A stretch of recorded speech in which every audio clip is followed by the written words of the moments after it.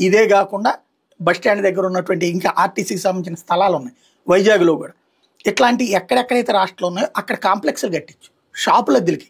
ఇప్పుడు లూలు కూడా ఏంది పెద్ద సూపర్ బజార్, అంత మించి అదేమి ఆకాశంలో చూడబడినటువంటి దేవతావృక్షం ఏం కాదు. దాంట్లో ఒక పెద్ద సూపర్ బజార్ పెడుతున్నాడు. డిమార్ట్ వాడికి ఏమన్నా ఫ్రీగా ఇస్తున్నారా? రిలయన్స్ వాడికి ఇస్తున్నారు ఫ్రీగా? రిలయన్స్ వాడు పెడుతున్నారు కదా, టాటా వాడు పెడుతున్నాడు కదా, అదేదో బట్టల కోట్లు అవి కూడా పెడుతున్నాడు కదా, అది వేరే మెట్రో పెడుతున్నాడా?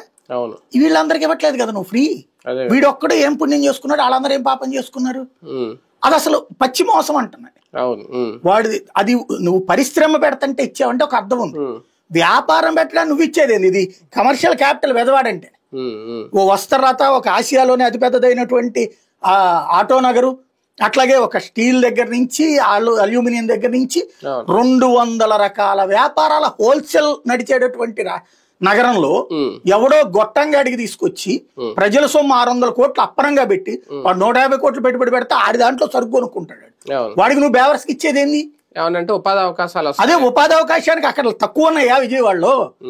ఎన్ని షాపుల ముందు బోర్డు పెట్టుంటుందో చూడండి, రమ్మనమని చెప్పి మా దగ్గర పని చేద్దరు కానీ పని వాళ్ళు రమ్మనమని. ఎన్ని పెట్రోల్ బంకుల దగ్గర బోర్డు పెట్టుంటుందో చూడమనండి.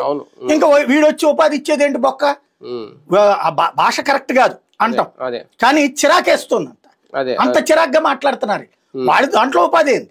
ఉద్యోగాలు ఇచ్చేవాడిని పెట్టు, నువ్వు ఉపాధి ఇచ్చేవాడికి